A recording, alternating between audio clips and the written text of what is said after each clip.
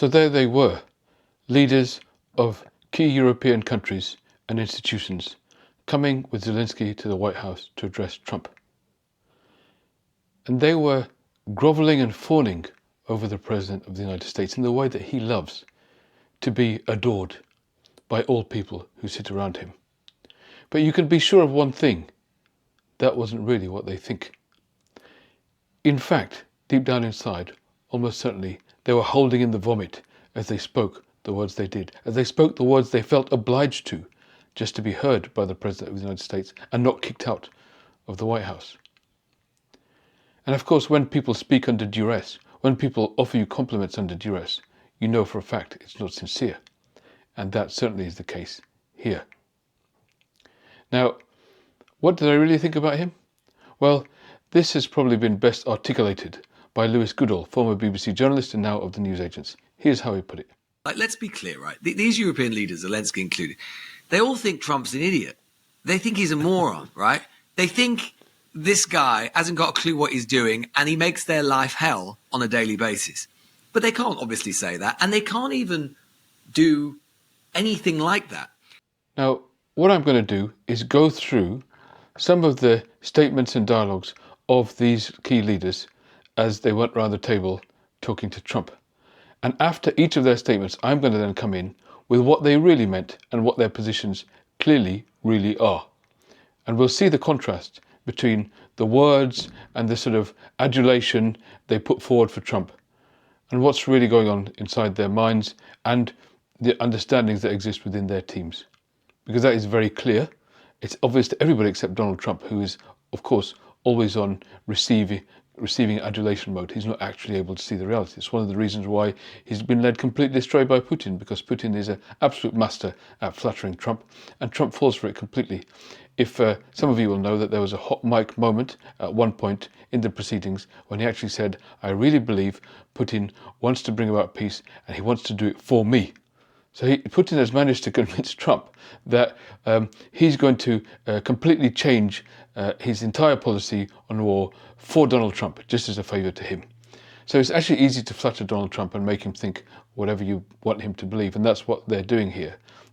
What they believe, of course, in fact, is something different. So we're going to hear what they've said, and then I'm going to tell you what their actual positions are, which, as I say, is obvious to everybody except Donald Trump.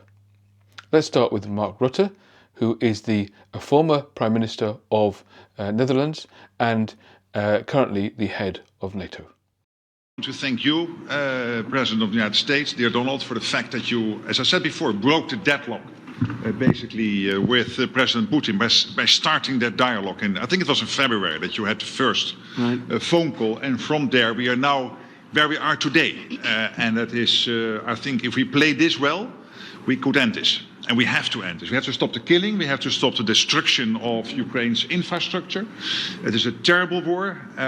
So I'm really excited. And let's make the best out of today and make sure that from today onwards, we get this thing to an end as soon as possible. I really want to thank you for your leadership, what you are doing for Volodymyr, but of course also all the European colleagues. It is really crucial. And the fact that you have said, I'm willing to participate in the security guarantees is a big step. It's really a breakthrough. Now, what Mark Rutte is actually saying and believing here is that there is actually no chance of any kind of early deal. And he knows that very well. If he was to speak his mind, he'd say, Donald, there's no chance whatsoever of an early deal here. Why? Because this security guarantee you talk about is completely imprecise. It's totally vague. Steve Witkoff says one thing, Rubio says another thing, and then you contradict both of them. All right? In order to have a security guarantee, we have to have troops on the ground. It has to have actual teeth. It can't just be something that you sign. And you're saying that you're uncertain about whether or not it involves any of those things. And Putin is saying that he refuses to have any troops on the ground. So if that is the case, then this is meaningless. Because if the security guarantee has to be signed up to by Russia, then they're never going to sign up to something that we would agree to. So this is nonsense. This isn't actually going anywhere. All we actually need from you is please keep selling us arms. You see, because it's very important to recognize that at this time, America is not funding the war in Ukraine like it used to do. That has now stopped. America used to, they were a significant contributor, not the majority contributor. Most of the Europe money came from Europe. They were a significant contributor to the defense of Ukraine under Biden. But that has now stopped. What's happening now is that all of the money is coming from Europe. Europe is having to buy arms from American arms manufacturers and then send them to Ukraine, because the capacity of arms manufacturers in Europe is not sufficient to meet the demand of arms that are needed by Ukraine to fight off the Russian war machine. Now, the only leverage America has is their arms manufacturers, and all those arms need to continue to be produced and sold. So America is actually making a profit out of this. American arms manufacturers are making a lot of money out of this. But the Europeans are saying, okay, fine, we're paying hundreds of billions of dollars to those arms manufacturers on an ongoing basis, and that needs to continue so that we can continue to fund and support the war in Ukraine. So all we need from you, Donald, is to let these arms manufacturers keep doing business with us. That's all we need from you. Okay, this isn't going to end anytime soon, certainly not on the basis of this nonsense that you've come up with. Let's just keep the relationship so that we can keep doing that. That's Mark Rutte's real position.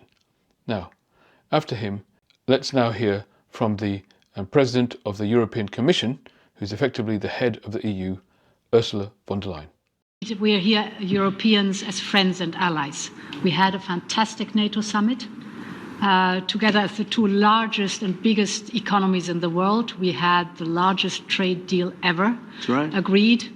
And now we are here to work together with you on a just and lasting peace for Ukraine. Stop the killing. This is really our common interest. Stop the killing. And what she's really saying here, by highlighting the economic dimension, Donald, you nearly blew up the world economy with your stupid tariffs.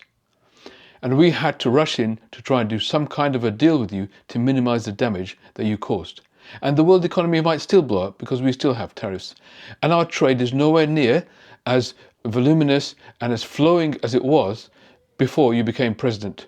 So, we were in a situation where the world economy was growing, was certainly building on a sort of significant basis before you came in. And now you've come in, you almost sent the world economy over a cliff. We still may be headed that way.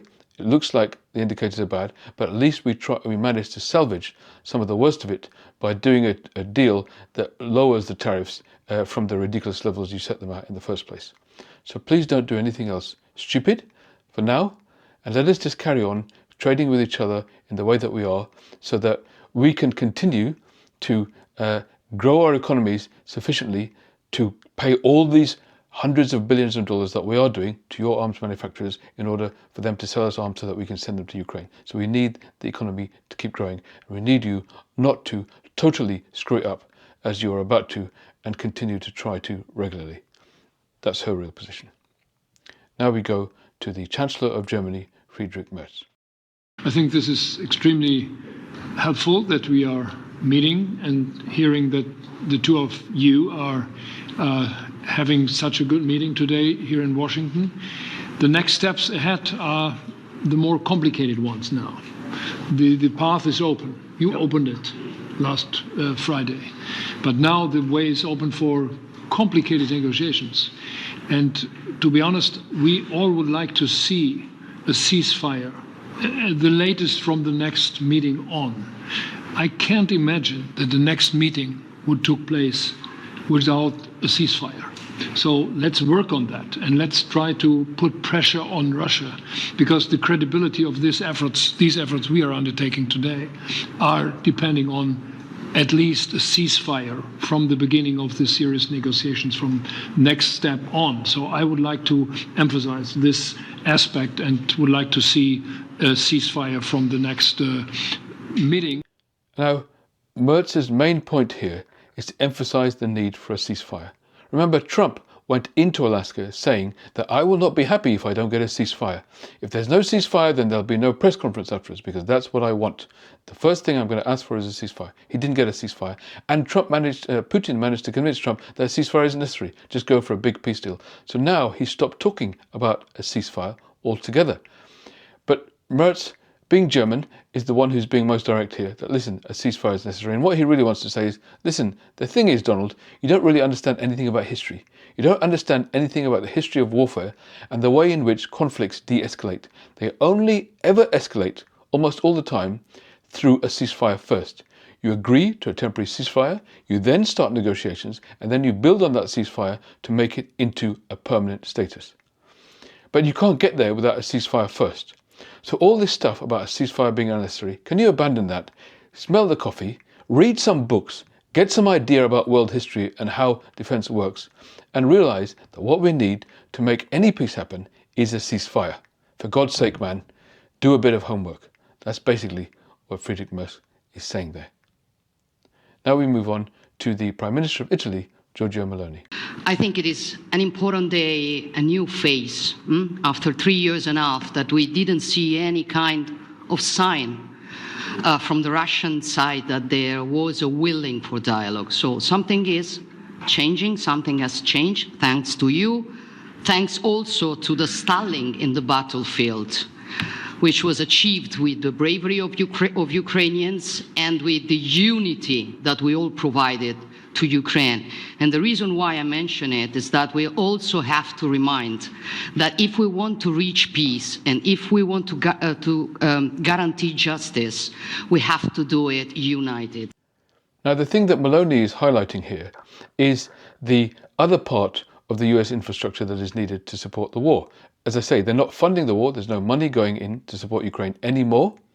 But there's arms manufacturers that are producing arms that the European Union and the UK are buying from those arms manufacturers to send to Ukraine.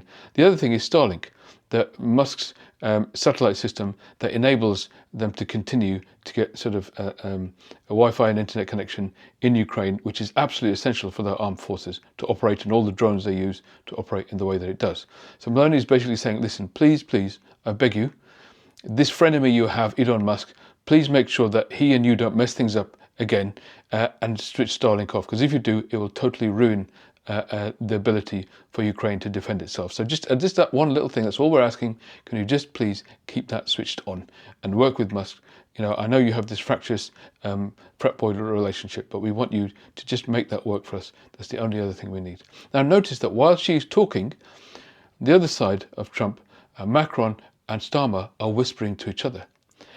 And the reason that they're doing that is very clear, that they're coordinating with each other about what they'll say. Notice that all the different world leaders are saying different things. They're bringing up different aspects of what they want to address with Trump. In other words, they have coordinated very well in advance of their arrival here about who's going to say what.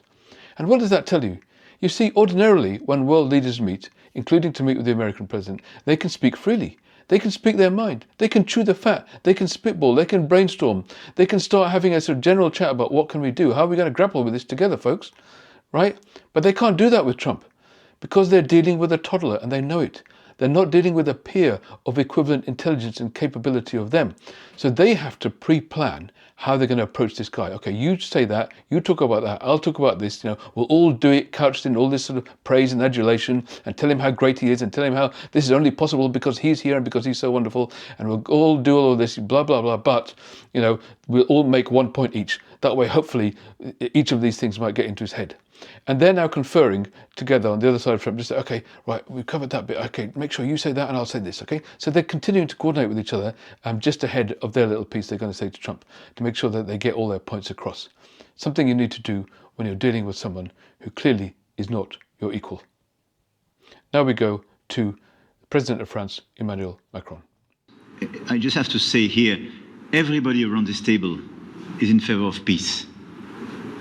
And we work very hard, and we've worked very hard during the past few years to have a peace which is a robust and long-standing peace. This is why the idea of a trilateral meeting is very important, because this is the only way to fix it. And by the way, I think as a follow-up, we would need probably a quadrilateral meeting, because when we speak about security guarantees, we speak about the whole security of the European continent. And this is why we are all united here with Ukraine on this matter. So Macron is essentially saying here that, listen, Donald, go ahead and call Putin's bluff. Zelensky has been willing to meet him from day one. For 3 years now, since the war started, Zelensky has been saying he wants to meet with Putin, and Putin has refused to do that. He's also said that he will meet with Putin with any third party or anybody else around the table, and Putin has refused to do that. Now he's saying he wants to meet? Okay, go ahead, see if he's going to do it. Call his bluff. He's your mate, see if you can get him to call his bluff. Interestingly, shortly after this meeting, Putin and the Kremlin then responded saying, well, we agree to the idea of a meeting. Right? Again, stalling tactics. Who knows if this meeting will ever happen? But one thing Macron has also come on and said is that, you know what, rather than a trilateral, there needs to be a quadrilateral meeting. There needs to be a meeting with Europe around the table too. Why? Because we don't trust you to totally balls this up. You know, it might end up you and Putin ganging up on Zelensky like you and Vance did in the White House. So actually there should be at least one meeting where Europe is part of it as well, so that we can at least stabilise it and make sure a fair, mutually respectful dialogue takes place where everybody's heard, rather than you bullies, you aggressors, bullying the victim here, which is Zelensky and Ukraine. So Macron is sort of subtly pushing that in there. You know what? We don't trust you. You're not really capable of brokering anything here. We want to be around the table. At the end of the day, we're funding Ukraine's defence, so it should be us around the table, and there should be a quadrilateral meeting. That was Macron's contribution there. Now, we come to the British Prime Minister, Keir Starmer. When we talk about security, we're talking about the security not just of Ukraine, we're talking about the security of Europe and the United Kingdom as well, which is why this is such an important issue. I think this is such an important meeting. As a group, I think we've had a discussion on the phone a number of times, Mr. President, but be able now to be around the table to take it forward. And I really feel that we can, I think, with the right approach this afternoon, make real progress, particularly on the security guarantees, and your indication of security guarantees, of some sort of Article 5 style guarantees, fits with what we've been doing with the Coalition of the Willing, which we started some months ago, bringing countries together and showing that we were prepared to step up to the plate when it came to security, with you coming alongside, the US alongside what we've already developed. I think we could take a really important step forward today. A historic step, actually, could come out of this meeting in terms of security for Ukraine and security in Europe. Notice how often Keir Starmer uses the word alongside. He keeps saying alongside, security guarantees alongside, we will be alongside you. In other words, what he's saying is, Donald, we don't trust you in your security guarantees. We can't just leave it up to you to say that the US will run to Ukraine's rescue if Russia reinvades after hostilities cease. We're not going to rely on you and a piece of paper. We have to be part of that security guarantee. We have to have our troops as part of that. We have to have our troops on the ground. So sorry, Donald, this security guarantee can't just be a signature from you that goes to Putin. Putin wants that, of course, because he doesn't rely on you any more than we do. He doesn't believe your ability to step in any more than we do. That's why Putin agreed to this. The truth is that in order for this to have teeth, we also need to be part of it. We need to be alongside so that we ensure that together we get your ass in there if there's another reinvasion from Russia, and we also get our troops as part of that package, so that Ukraine knows that at least they have some reliable allies that will come to their rescue on the ground, just like we are doing today. Of course, underneath it, he doesn't believe it'll even come to that, because no one believes it'll get to a point where Russia stops bombing now, and anything Trump does is going to make that happen. Trump has taken away all of America's cards. Right? America was funding Ukraine's defense, not the majority of it, but a good chunk of it. Right? And at that point, America had, in Trump's words, a lot of cards. They had a lot of leverage. They don't anymore. Right? So all they need to do is those two things, and enable American arms manufacturers to keep making a profit and keep Starlink switched on. And the EU will, and the UK and Canada and other willing countries will continue to pay hundreds of billions of dollars to American arms manufacturers to keep this defence going. And all they fundamentally want to do here is prevent this alliance from blowing up. All they're essentially saying to Trump is this: just please don't dissolve this relationship. Please don't blow up our alliance. Okay? Please don't side fully with Putin and go completely whole hog into the axis of evil. Just hang back for a little bit, keep this connection going with us until somebody with some intelligence, somebody who's even slightly sensible, sits in that chair again in future. We just need to keep this going as long as we need to, until somebody who's actually going to back us and really help us defeat Russia comes back into that seat. Until then, we're just going to play like a group of babysitters with you to keep you happy, to make you feel good, to make you feel loved, so that you don't blow everything up, which you might do at any moment. And that's why we're constantly having to turn up to babysit you. I hope you like my video. We have a wonderful community of folks here who are subscribers to this channel, so I hope you consider subscribing to the channel too. We're here to support each other in this time of global trauma, and people are passing comments to each other, sharing their experiences and affirming and supporting one another through the comments section of this channel. So I'm really proud of and inspired by the community that we're creating, and I hope you can join us on that basis. Also, I have a mailing list. The link is in the description of the video and the channel. If you can join that, then we can stay in touch by email on an ongoing basis, because let's face it, all these channels are basically owned by a small number of oligarchs, and at any point they could decide that they want to shut a channel like mine down. And if that's the case, then, well, we'll lose touch. So if you can subscribe to my newsletter, then we can stay in touch, and you can stay in touch with my content on an ongoing basis. Finally, I also have the ability to become a member of the channel. It'd be great if you can join us to be a member of the channel. You get regular free ebooks on an ongoing basis. Every month I produce a new ebook, me and my team, that help us understand the psychology of the people in the world around us, but most importantly, help us understand our own psychology too, to help us to navigate this difficult and traumatic period we're going through right now. And in addition, whether you'd become a member of the channel or not, you're also welcome to visit that little bookstore and buy any of the books anytime. It's called russellsbooks.com. That's at russellsbooks.com, and yeah, you can go to that website and buy and download any of the books anytime. But as I say, if you become a member of the channel, you'll get that for free as well. I really hope that we can stay connected. As a psychiatrist and somebody who is also fascinated by politics, I love to make these videos. I hope to continue to do so. I hope to stay connected and continue this ongoing conversation with the audience, so that ultimately we can create a better tomorrow together. Thank you.